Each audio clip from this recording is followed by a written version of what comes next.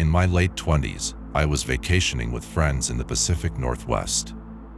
We were early into the first day of our trip up the Oregon coast when we stopped at a rest area where tourists could watch the monumental waves crash against the giant black cliffs. It was magical. My friend Jack, a playful daredevil, was taking in the scenery from the edge of one of these cliffs. I walked near, but stopped a few feet behind him. In the distance, we could see a massive wave growing towards us. I ran in an attempt to stay dry. The wave hit so hard that I could see the ocean spray at least 10 feet over my head. Soaked and laughing, I turned back to see how well Jack had fared. But he was no longer on the cliff. Peering over the edge, I could see his body being tossed around by the violent ocean below. We scrambled to save Jack. Someone called the police. Someone else ran up the road to try to find help.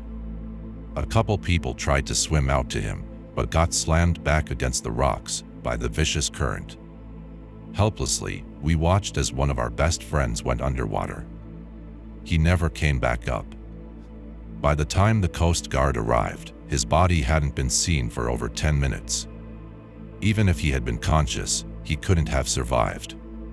Why couldn't I save him? I asked myself over and over again. My body burned with raw emotion as agony and confusion radiated throughout my entire being.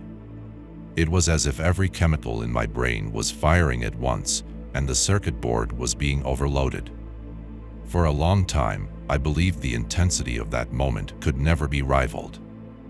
When I first heard about DMT, I was scared to try it. I had been through a period in my early 20s where I was a devout believer in psilocybin and LSD. I wouldn't shut up about it. I tried to convince all my friends to take psychedelics. I told them it was the key to understanding ultimate reality. But after a severely traumatic LSD trip briefly left me believing that nothing was real and I had experienced death, I decided to spend less time taking psychedelics and more time researching them. This is what eventually led me to the book, DMT: The Spirit Molecule. The experiences described therein were so bizarre and foreign that I eventually worked up the courage to try this mind-altering substance. Back in the day, I came into possession of a sizable amount of DMT. A few friends and I sat around taking hits out of a Pepsi bottle that we rigged with aluminum foil. Inexperienced, we would eyeball what we thought to be the appropriate amount. In retrospect, the amounts we were attempting to smoke were absurd. It's a miracle we didn't hurt ourselves. Instead, the opposite happened. We wasted all of it. Between not being able to vaporize the DMT properly and the leaks in our Pepsi bottle pipe, we simply couldn't take hits big enough to feel anything. I was frustrated. The most I ever felt was a horrible taste in my throat and faint closed-eye visuals. I wasn't sure if I had broken through the veil, but as far as I was concerned, the DMT experience consisted of only mild hallucinations and nausea. Years went by since my initial experimentation. I had given up on the so-called spirit molecule when my friend Morgan invited me to stop by his apartment one afternoon. The first thing he asked when I walked through the door was, "Are you ready to blast into hyperspace?" As he weighed out a tiny metal spoonful of white powder with scientific precision, he explained that he had tripped approximately 30 times in the previous month. He told me about his experiences of ego death, contact with transdimensional beings, etc. All the typical stuff you hear about the DMT experience. I told him about the Pepsi bottle. He bluntly replied I had been doing it wrong. Morgan was experienced with DMT. More importantly, he was a smart and loving friend. I trusted him. With his help, I believed I would finally get to peek through the veil. Vaporizing DMT without getting it too hot can be difficult. To keep the DMT at the right temperature, Morgan used a buffer of cannabis that had been previously used in a vaporizer and left to soak in Everclear. Afterwards, it was dried again. It was reduced to combustible plant matter. Any cannabinoids would be gone. As long as I only lit the weed, the heat would vaporize the DMT underneath. Even if I inhaled the weed, I wouldn't cross-contaminate the experience with a marijuana high. He also gave me a small dose of a powdered MAOI in an attempt to stay under the influence of DMT longer. He packed a glass cannabis pipe, then asked what music I wanted to listen to. This was important. He warned against anything too contemporary, as it had a tendency to take him out of the experience in his previous attempts. I laid back on his couch, anxious, as Vivaldi's Four Seasons, recomposed by Max Richter, began to fill the room. Morgan held the pipe and lit it for me, but I coughed on the first hit, spilling it everywhere. I apologized. He reassured me it was fine. As the music continued to swell, I grew increasingly nervous. I briefly tasted the burning plastic mothball flavor of DMT and was reminded of how sick it made me feel the last time. What if I threw up during my trip? But before I got too caught up in my thoughts, Morgan was back with a freshly packed bowl. With the first hit, I got the bad taste again. Then things got interesting. On the second hit, Morgan's arms and the pipe seemed to grow longer by several feet. I glanced over at him. His skin now had a reptilian cragginess to it. His face lacked the defining features that I would recognize as Morgan's. But instead, he looked like the most generic person I'd ever seen. Just a blank face.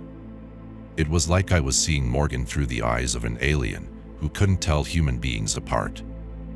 Even though my throat was sore from the DMT smoke, I knew I had to take another hit if I was going to cross over.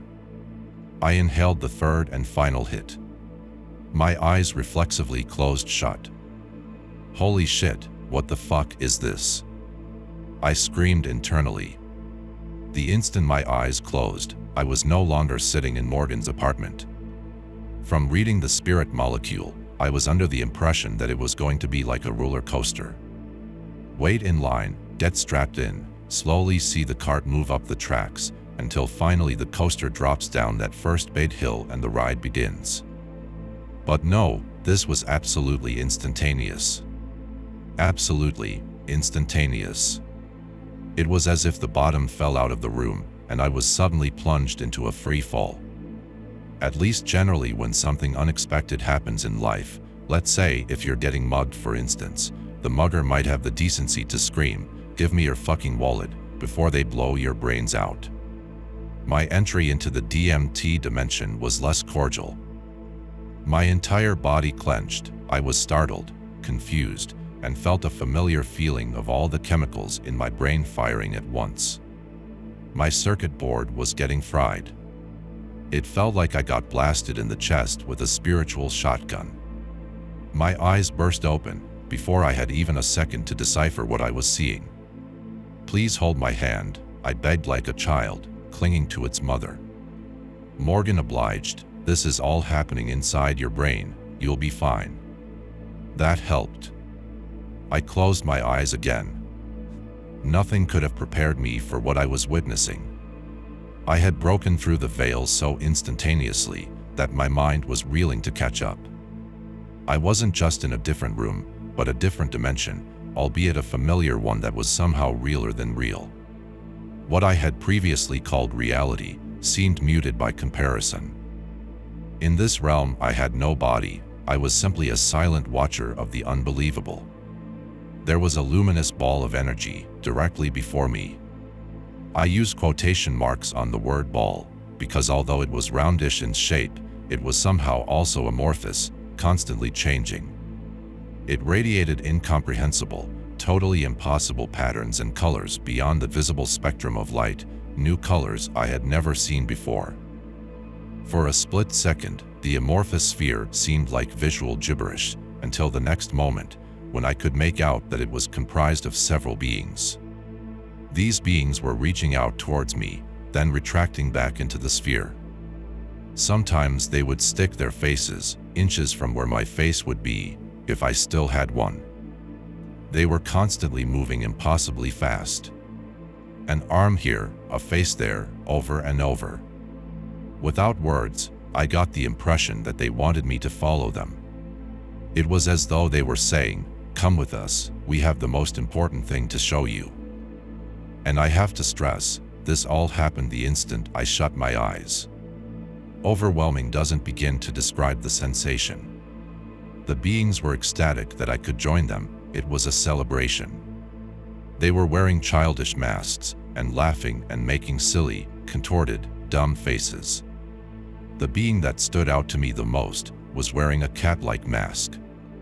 It would lean in extremely close to my line of sight and pucker its lips, revealing buck teeth and shaking its head. It was the opposite of profound. It was utterly stupid.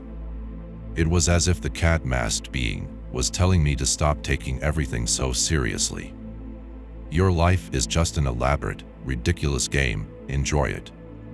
There's nothing to worry about. When you die, you will come back to this again. One expects the profound to be revealed by someone like an elderly monk who has been meditating solemnly in a cave for decades. But these beings acted like spastic maniacs. They were literally bouncing off the walls. The room itself seemed to stretch infinitely down a long, black and white tiled hallway. And the beings reflected this infinite tunnel as if they were made of liquid metal. It appeared like the hallway was constantly in motion, while my feet and the amorphous sphere remained in place. The beings continued celebrating and motioning to me for what seemed like a very long time. It turns out it was only about 2 minutes. I've read that DMT can feel like an eternity, but for me the time dilation was more akin to cannabis.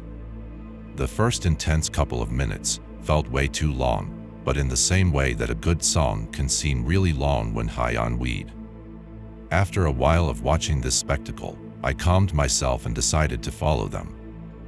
As soon as I made the decision to follow, I was transported to the place they were trying to show me. The beings were no longer visible, but I could still sense their presence, as if they were watching over me. This new place was a series of slowly shifting reds and blues, covered in complex geometry.